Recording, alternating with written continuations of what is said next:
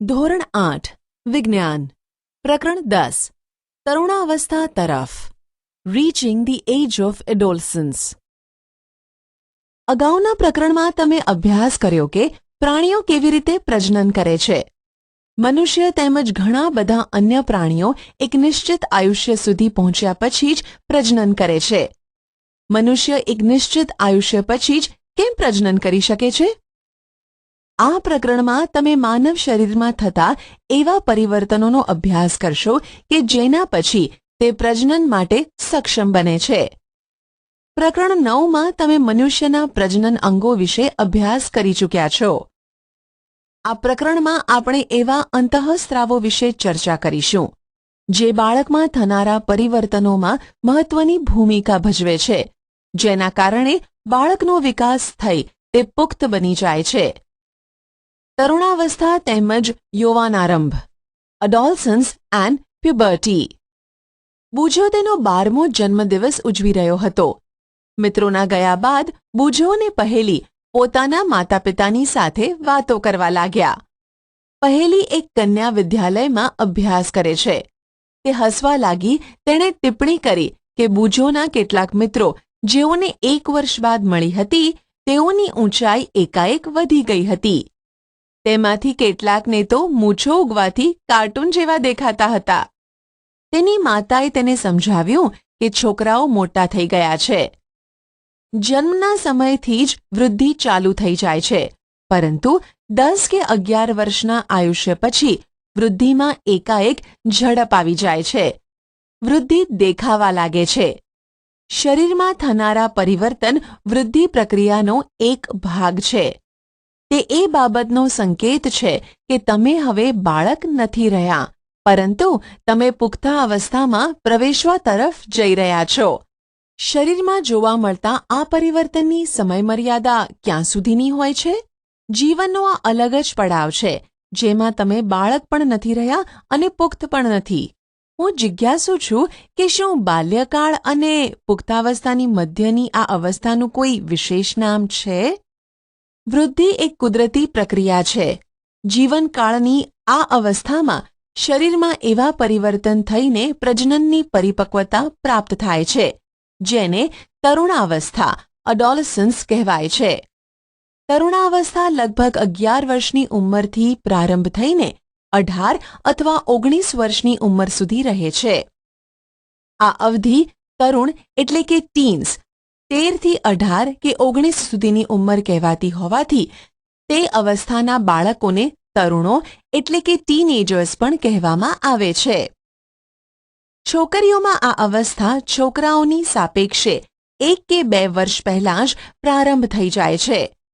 તરુણાવસ્થાની અવધિ વ્યક્તિઓમાં જુદી જુદી હોય છે. તરુણાવસ્થા દરમિયાન મનુષ્યના શરીરમાં અનેક બદલાવ આવે છે. આ બદલાવ યૌવનારંભનો એટલે કે પ્યુબર્ટી સંકેત છે. તેમાંથી સૌથી મહત્વનું પરિવર્તન છે છોકરા તેમજ છોકરીઓમાં પ્રજનન ક્ષમતાનો વિકાસ. તરુણોમાં પ્રજનન પરિપક્વતાની સાથે જ યૌવનારંભ સમાપ્ત થઈ જાય છે. યૌવનારંભમાં થતા ફેરફાર, ચેન્જીસ એટ પ્યુબર્ટી. ઊંચાઈમાં વધારો, ઇન્ક્રીઝ ઇન હાઇટ. ઊંચાઈમાં એકાએક વધારો યૌવનારંભ દરમિયાન થતો સૌથી મોટો દેખીતો બદલાવ છે. આ સમયે શરીરના લાંબા હાડકાઓ તેમજ હાથ અને પગના હાડકાઓની લંબાઈમાં વધારો થાય છે, જે વ્યક્તિને ઊંચો બનાવે છે. શરૂઆતમાં છોકરીઓ છોકરાઓની સરખામણીમાં વધારે ઝડપથી વધે છે, પરંતુ લગભગ 18 વર્ષની ઉંમર સુધી બંને પોતાની મહત્તમ ઊંચાઈ પ્રાપ્ત કરી લે છે. અલગ અલગ વ્યક્તિઓની ઊંચાઈમાં વૃદ્ધિનો દર પણ જુદો જુદો હોય છે. કેટલાક યૌવનારંભમાં તીવ્ર ગતિથી વધે છે તથા ત્યાર પછી તેની ગતિ ધીમી પડી જાય છે, જ્યારે કેટલાક ધીરે ધીરે વૃદ્ધિ પામે છે. હું ચિંતિત છું. હું ઊંચી થઈ ગઈ છું, પરંતુ શરીરની તુલનામાં મારો ચહેરો નાનો દેખાય છે. પહેલીએ ચિંતા કરવાની કોઈ જરૂર નથી. શરીરના બધા અંગો સમાન દરે વૃદ્ધિ નથી કરી શકતા. ક્યારેક ક્યારેક તરુણોના હાથ અથવા પગ શરીરની અન્ય અંગોની સાપેક્ષે મોટા દેખાય છે, પરંતુ બીજા અન્ય ભાગો પણ ઝડપથી વૃદ્ધિ કરીને શારીરિક પ્રમાણને સંતુલિત કરે છે. પરિણામે શરીર સુડોળ થઈ જાય છે. તમે નોંધ્યું હશે કે કોઈ વ્યક્તિની ઊંચાઈ તેના પરિવારના કોઈને કોઈક સભ્યો સાથે લગભગ સમાન હોય છે. તેનું કારણ એ છે કે ઊંચાઈ માતા પિતા દ્વારા પ્રાપ્ત જનીન પર આધાર રાખે છે. પરંતુ વૃદ્ધિના આ વર્ષોમાં ઉચિત પ્રકારનો સંતુલિત આહાર આવશ્યક છે. તે હાડકાઓ, સ્નાયુઓ તેમજ શરીરના અન્ય ભાગોને યોગ્ય રીતે વૃદ્ધિ કરવા માટે પર્યાપ્ત પોષણ પૂરું પાડવામાં મદદ કરે છે. તમે તરુણની પોષણ આવશ્યકતાઓના વિષયમાં આ પ્રકરણમાં આગળ અભ્યાસ કરશો. પ્રવૃત્તિ 10.1 નીચે આપેલા ચાર્ટમાં છોકરા અને છોકરીઓની ઉંમરની સાથે ઊંચાઈમાં થતા વધારાની ટકાવારીને દર્શાવવામાં આવેલ છે. કોલમ 2 અને કોલમ 3માં વ્યક્તિની ઊંચાઈને ટકાવારીમાં દર્શાવવામાં આવેલ છે, જે કોઈ નિશ્ચિત ઉંમરે પહોંચવાથી પ્રાપ્ત થાય છે. ઉંમરને કોલમ 1માં દર્શાવવામાં આવેલ છે. ઉદાહરણ સ્વરૂપે 11 વર્ષની ઉંમરે એક છોકરો તેની પૂર્ણ ઊંચાઈના 81% ઊંચાઈ પ્રાપ્ત કરી લે છે, જ્યારે એક છોકરી તેની પૂર્ણ ઊંચાઈના 88% ઊંચાઈ પ્રાપ્ત કરે છે. આપેલા આંકડા માત્ર નમૂનારૂપ છે, જે જુદી વ્યક્તિઓમાં જુદા પણ હોઈ શકે છે. તમારા મિત્રો માટે કોષ્ટકનો ઉપયોગ કરો અને તેની પૂર્ણ ઊંચાઈનું અનુમાન લગાવો અને તપાસ કરો કે તમારા વર્ગમાં કોણ સૌથી વધુ ઊંચું અને કોણ સૌથી વામન એટલે કે નીચું છે. પૂર્ણ ઊંચાઈ માટેની ગણતરી સેન્ટીમીટરમાં. વર્તમાન ઊંચાઈ સેન્ટીમીટર અપોન વર્તમાન ઊંચાઈ એ પૂર્ણ ઊંચાઈની પર્સન્ટેજ ઇન્ટુ 100. ચાર્ટમાં આપેલા મૂલ્યોના આધારે. ઉદાહરણ: એક છોકરો કે જેની ઉંમર 9 વર્ષ છે તથા ઊંચાઈ 120 સેન્ટીમીટર છે, વૃદ્ધિકાળના અંતિમ તબક્કા પર તેની અંદાજિત ઊંચાઈ કેટલી હશે? 120/75 into 100 centimetre is equal to 160 centimetre ઊંચાઈ. પ્રવૃત્તિ 10.2 પ્રવૃત્તિ 10.1માં આપેલી માહિતીનો ઉપયોગ કરીને એક આલેખ બનાવો. ઉંમરને એક્સ અક્ષ પર તથા ઊંચાઈની વૃદ્ધિની ટકાવારીને વાય અક્ષ પર લો. તમારી ઉંમરને આલેખ પર વિશિષ્ટ સ્વરૂપે નિર્દેશિત કરો. તમે ઊંચાઈની જે ટકાવારીને પ્રાપ્ત કરી ચૂક્યા છો તેની જાણકારી મેળવો. તમે અંતે જે ઊંચાઈને પ્રાપ્ત કરી શકશો તેની ગણતરી કરો. તમે તમારા આલેખની સરખામણી નીચે આપેલા આલેખ સાથે કરો. શારીરિક આકારમાં બદલાવ. Change in body shape. તમે નોંધ્યું હશે કે તમારા વર્ગમાં અભ્યાસ કરતા વિદ્યાર્થીઓના ખભા તેમજ છાતીનો ભાગ નીચલા ધોરણમાં અભ્યાસ કરતા વિદ્યાર્થીઓની સરખામણીએ પહોળો હોય છે. તેનું કારણ એ છે કે તેઓ યુવાનારંભમાં પ્રવેશ કરી ચૂક્યા છે. વૃદ્ધિના કારણે ખભાનો ભાગ ફેલાઈને પહોળો થઈ જાય છે. છોકરીઓમાં કમરની નીચેનો ભાગ પહોળો થઈ જાય છે. વૃદ્ધિના કારણે છોકરાઓમાં શરીરના સ્નાયુઓનો વિકાસ છોકરીઓના વિકાસની સરખામણીએ વધુ હોય છે. અર્થાત તરુણાવસ્થામાં છોકરા અને છોકરીઓમાં જોવા મળતા બદલાવ અલગ અલગ હોય છે. અવાજમાં બદલાવ. Voice change. શું તમે નોંધ્યું છે કે ક્યારેક ક્યારેક તમારા વર્ગમાં કેટલાક છોકરાઓનો અવાજ ફાટવા લાગે છે? યૌવનારંભમાં કંઠની ગ્રંથિ એટલે કે વોઇસ બોક્સ એટલે કે સ્વર પેટીમાં એટલે લેરિંગ્સ વૃદ્ધિની શરૂઆત થાય છે. છોકરાઓની સ્વરપેટી વિકાસ પામીને અપેક્ષાકૃત મોટી થઈ જાય છે. છોકરાઓમાં મોટી થયેલી સ્વરપેટી ગળાના ભાગમાં બહારની તરફ ઉપસી આવે છે, જેને કંઠમણી એટલે કે એડમ્સ એપલ કહે છે. છોકરીઓમાં સ્વરપેટી તેના નાના કદને લીધે માંડ દેખાતી હોય છે. સામાન્ય રીતે છોકરીઓનો અવાજ ઊંચો અને તીણો હોય છે, જ્યારે છોકરાઓનો અવાજ ભારે હોય છે. તરુણાવસ્થાના છોકરાઓમાં ક્યારેક ક્યારેક સ્વરપેટીના સ્નાયુઓમાં અનિયંત્રિત વૃદ્ધિ થઈ જાય છે અને અવાજ ઘોઘરો થઈ જાય છે. આ સ્થિતિ કેટલાક દિવસો અથવા કેટલાક અઠવાડિયા સુધી રહે છે, જેના પછી અવાજ સામાન્ય થઈ જાય છે. મારા અનેક સહપાઠીઓનો અવાજ ઘોઘરો છે. હવે હું જાણી ચૂક્યો છું કે આવો અવાજ કેમ હોય છે. પ્રસ્વેદ અને તૈલી ગ્રંથિઓની ક્રિયાશીલતામાં વધારો. Increased activity of sweat and sebaceous glands. પ્રસ્વેદ અને તૈલી ગ્રંથિઓનો સ્ત્રાવ તરુણાવસ્થામાં વધી જાય છે. આ ગ્રંથિઓની વધારે પડતી ક્રિયાશીલતાને કારણે કેટલીક વ્યક્તિઓના ચહેરા પર ફોડલીઓ અને ખીલ વગેરે થઈ જાય છે. પ્રસ્વેદ ગ્રંથિઓ, તૈલ ગ્રંથિઓ તથા લાળ ગ્રંથિઓ જેવી કેટલીક ગ્રંથિઓ પોતાનો સ્ત્રાવ વાહિનીઓ દ્વારા કરે છે. અંતઃસ્ત્રાવી ગ્રંથિઓ અંતઃસ્ત્રાવોને સીધા રુધિર પ્રવાહમાં મુક્ત કરે છે.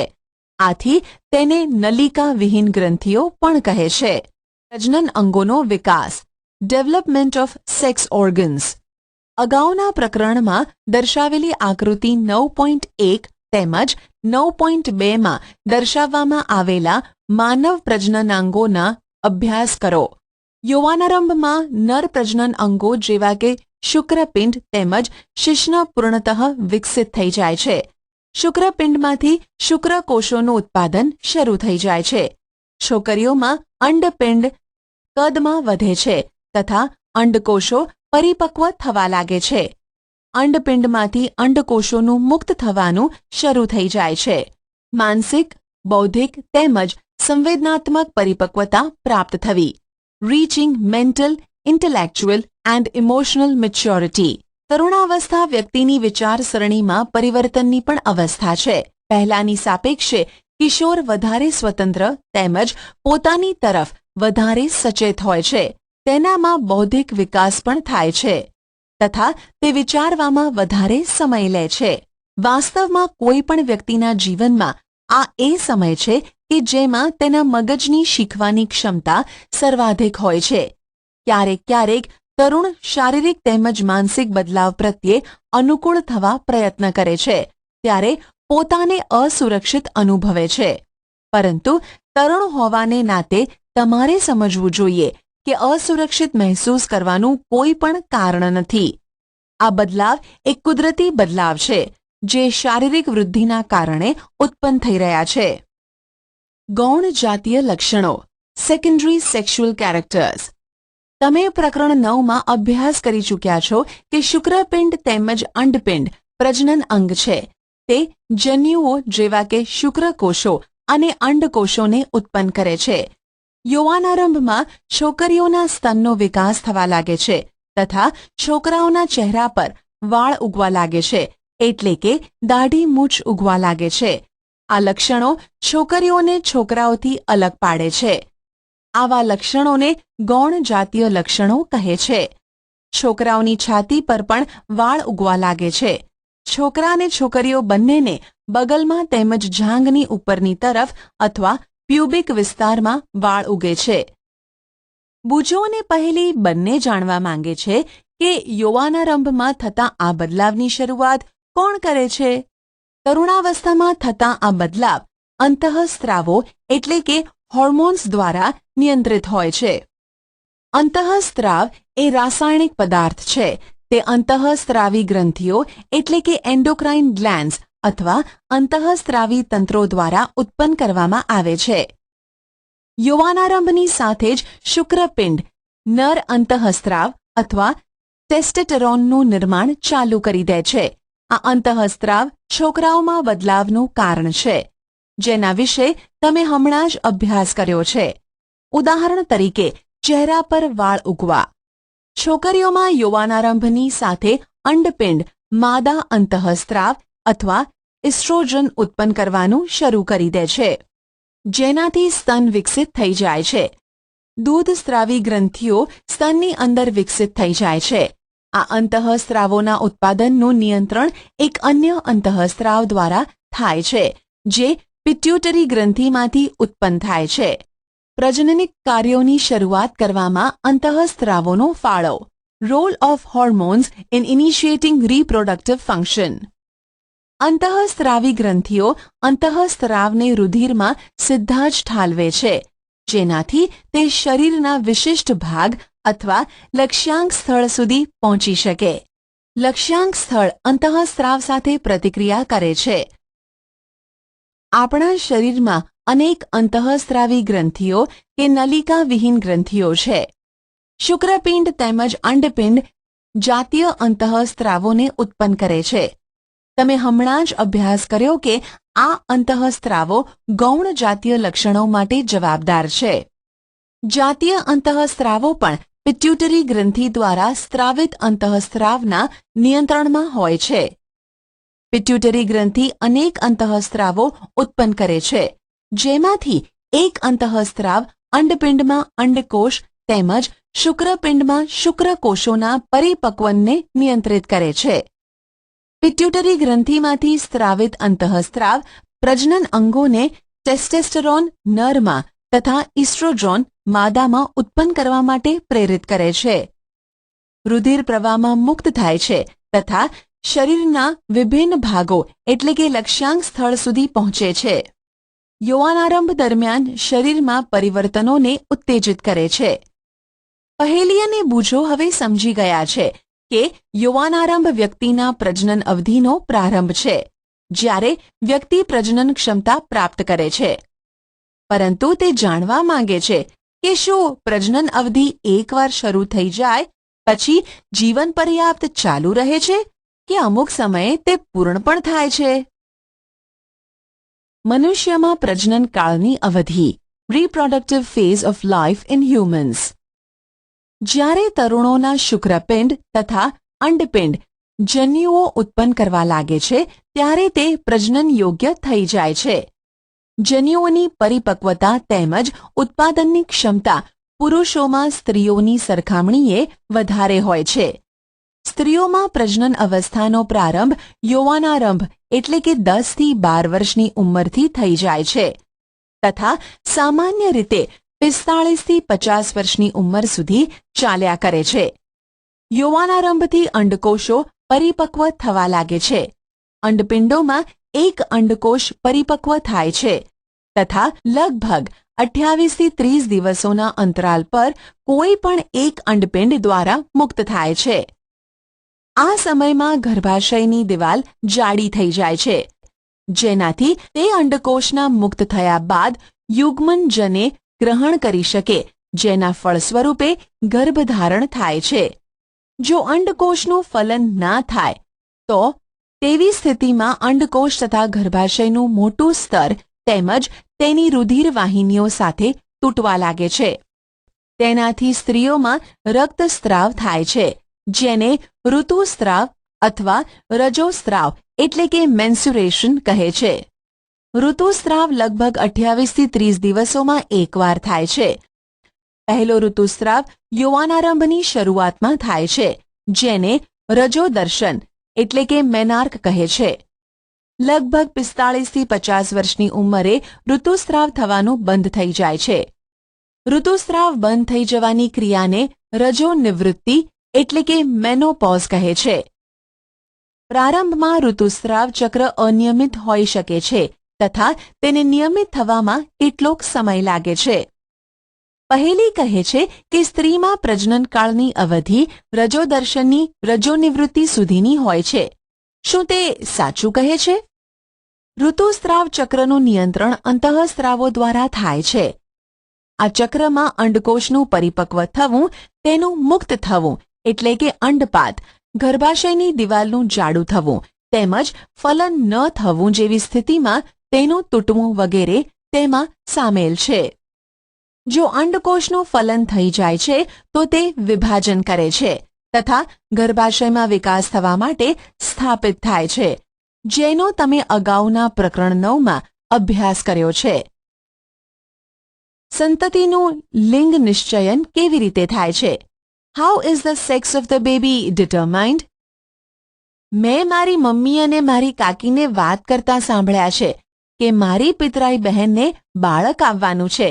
તે છોકરાને જન્મ આપશે કે છોકરીને જન્મ આપશે તેની ચર્ચા તેઓ કરતા હતા. મને એ જાણવાની ઉત્સુકતા છે કે એ નક્કી કેવી રીતે થાય છે કે ફલિત અંડકોષ છોકરા તરીકે વિકસિત થશે કે છોકરી તરીકે? છોકરો કે છોકરી, બોય ઓર ગર્લ. ફલિત અંડકોશ અથવા યુગ્મનજમાં જ જન્મ લેનાર બાળકના લિંગ નિશ્ચયન માટેનો સંદેશ હોય છે. આ સંદેશ ફલિત અંડકોશમાં દોરી જેવી સંરચના અથવા રંગસૂત્રો એટલે કે ક્રોમોઝોમ્સમાં હાજર હોય છે. પ્રકરણ 8 ને યાદ કરો. રંગસૂત્રો પ્રત્યેક કોષના કોષ કેન્દ્રમાં આવેલા હોય છે. બધા જ મનુષ્યોના કોષોના કોષ કેન્દ્રમાં 23 જોડ રંગસૂત્રો આવેલા હોય છે. તેમાંથી 2 રંગસૂત્ર એટલે કે એક જોડ લિંગી રંગસૂત્રો હોય છે, જેને એક્સ તેમજ વાય રંગસૂત્ર કહે છે. સ્ત્રીઓમાં 2 એક્સ રંગસૂત્રો આવેલા હોય છે, જ્યારે પુરુષમાં એક એક્સ રંગસૂત્ર તથા એક વાય રંગસૂત્ર આવેલ હોય છે. જનન કોષો એટલે કે શુક્રકોષ અથવા અંડકોષમાં રંગસૂત્રોની એક જોડ હોય છે.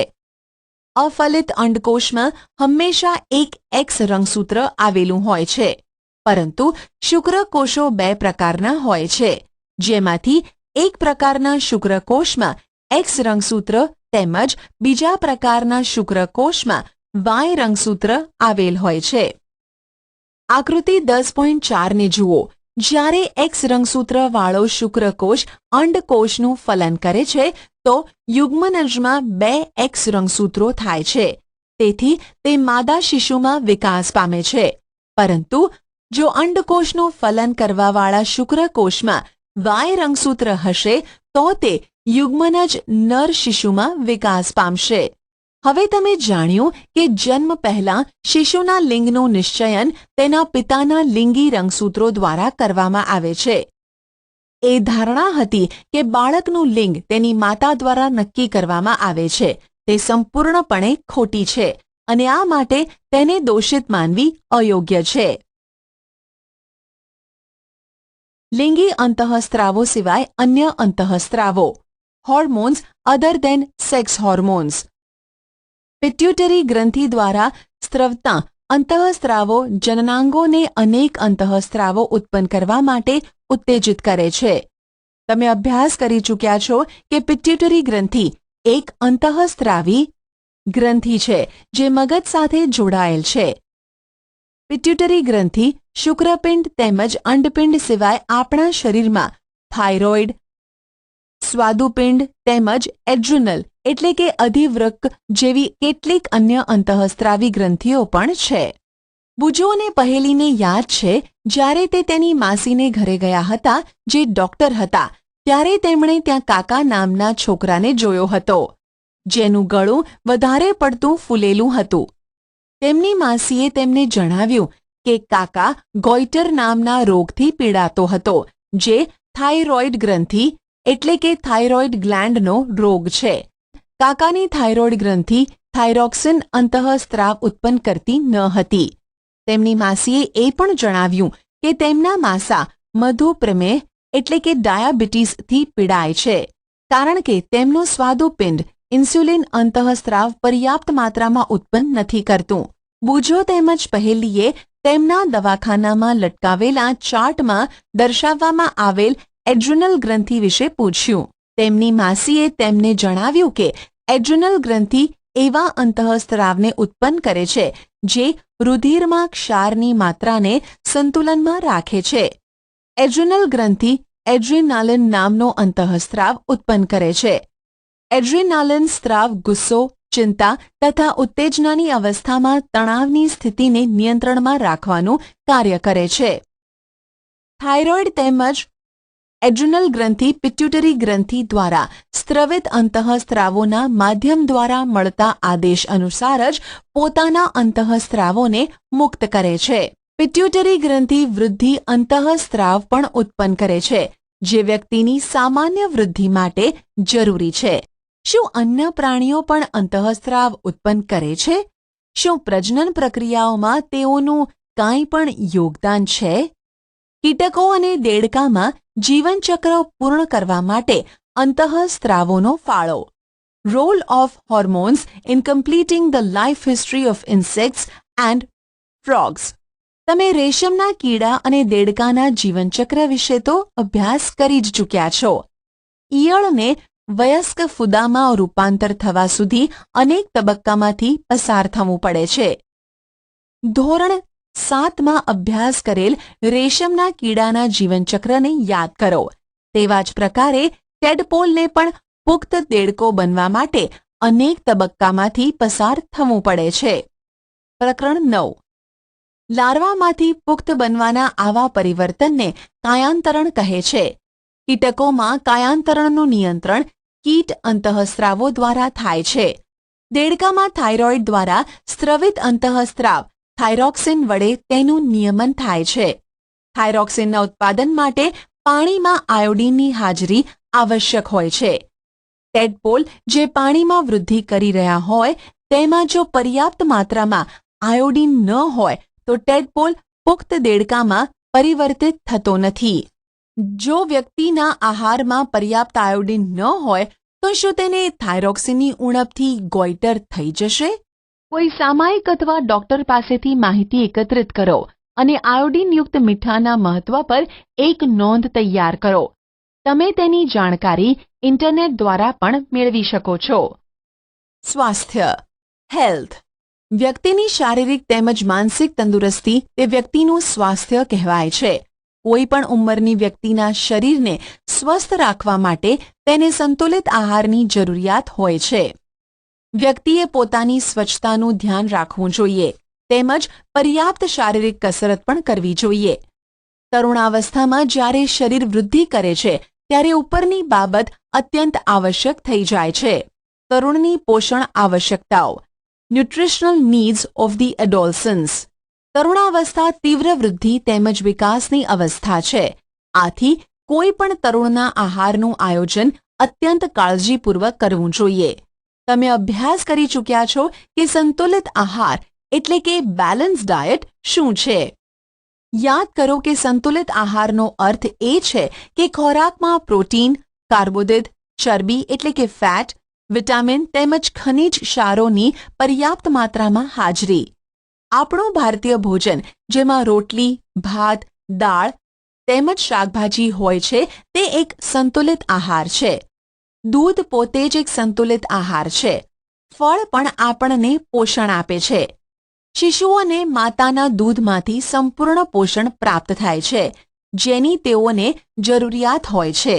લોહ તત્વ એટલે કે આયન રુધિરનું નિર્માણ કરે છે તથા લોહથી ભરપૂર ખોરાક જેવા કે લીલા પાંદડાવાળા શાકભાજી, ગોળ, માંસ, સંતરા, આમળા વગેરે કિશોરો માટે સારા છે.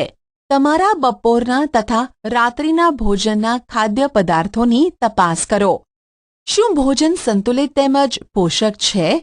શું તેમાં એવા ખાદ્ય પદાર્થો સામેલ છે જે ઊર્જા પ્રદાન કરે છે તથા શું તેમાં દૂધ, માંસ, ધાન્યો તેમજ કઠોળ સમાવિષ્ટ છે જે વૃદ્ધિ માટે પ્રોટીન પ્રદાન કરે છે? શું તેમાં ચરબી તેમજ શર્કરા પણ સામેલ છે જે ઊર્જા પ્રદાન કરે છે? ફળ અને શાકભાજી વિશે શું ખ્યાલ છે જે રક્ષણાત્મક ખોરાક છે? ચિપ્સ તથા પેકિંગ ફૂડ અથવા ડબ્બામાં બંધ ખોરાક સ્વાદિષ્ટ હોય છે પરંતુ તેને નિયમિત ભોજનના ભોગે ન ખાવા જોઈએ કારણ કે તેમાં પોષણ માત્રા પર્યાપ્ત હોતી નથી. પ્રવૃત્તિ 10.4. તમારા મિત્રોનું એક જૂથ બનાવો. એવા ખાદ્ય પદાર્થોના નામ લખો જે તમે ગઈકાલે નાસ્તામાં, બપોરે કે પછી સાંજના ભોજનમાં ખાધા હોય. એવા ખાદ્ય પદાર્થોની ઓળખ મેળવો કે જે ચોક્કસ વૃદ્ધિ માટે જવાબદાર હોય. જંક ફૂડને પણ ઓળખો કે જે તમે ગઈકાલે ખાધા હોય. પ્રવૃત્તિ 10.5. આકૃતિ 10.6 માંથી પ્રેરણા લઈ ચાર્ટ અથવા પોસ્ટર બનાવો અને તમારા વર્ગમાં ચોંટાડો જેનાથી તમે કિશોરના આહાર પ્રત્યેની આવશ્યકતાઓથી સચેત રહો. તેના માટે તમે તમારી રચનાત્મક શક્તિનો ઉપયોગ કરી તેને વિજ્ઞાપન સ્વરૂપે પણ પ્રદર્શિત કરી શકો છો. તમે આ વિષય પર સ્પર્ધાનું પણ આયોજન કરી શકો છો. વ્યક્તિગત સ્વચ્છતા પર્સનલ હાઇજીન. પ્રત્યેક વ્યક્તિએ દરરોજ સ્નાન કરવું જોઈએ. કિશોરો માટે આ અત્યંત જરૂરી છે કારણ કે પ્રસ્વેદ ગ્રંથિઓની વધુ પડતી સક્રિયતાથી શરીરમાં દુર્ગંધ ઉત્પન્ન થાય છે. શરીરના બધા જ ભાગોને સ્નાન કરતી વખતે સારી રીતે સાફ કરવા જોઈએ. જો સફાઈ ન રાખવામાં આવે તો બેક્ટેરિયલ સંક્રમણ એટલે કે ચેપ થવાનો ખતરો રહે છે. છોકરીઓએ ઋતુસ્રાવ દરમિયાન સફાઈનું વિશેષ ધ્યાન રાખવું જોઈએ. તેઓએ પોતાના ઋતુચક્રનું ધ્યાન રાખીને તેની માટે તૈયાર રહેવું જોઈએ. શારીરિક વ્યાયામ, ફિઝિકલ એક્સરસાઇઝ. ખુલ્લી હવા એટલે કે તાજી હવામાં ફરવું તથા રમવું શરીરને ચુસ્ત તેમજ સ્વસ્થ રાખે છે. બધા જ તરુણ છોકરાઓ તેમજ છોકરીઓએ બહાર ફરવું, વ્યાયામ કરવો તથા રમવું જોઈએ. પૌરાણિક તેમજ ખોટી માન્યતાઓ. પ્રકરણ 9 તથા આ પ્રકરણમાં તમે મનુષ્યના પ્રજનન સંબંધિત વૈજ્ઞાનિક તથ્ય તેમજ સિદ્ધાંતના વિષયમાં અભ્યાસ કર્યો. એવી ઘણી બધી ખોટી માન્યતાઓ, અવધારણાઓ પ્રચલિત છે જેને જાણ્યા પછી તરુણ હોવાના નાતે તમારે તેને છોડવી જોઈએ.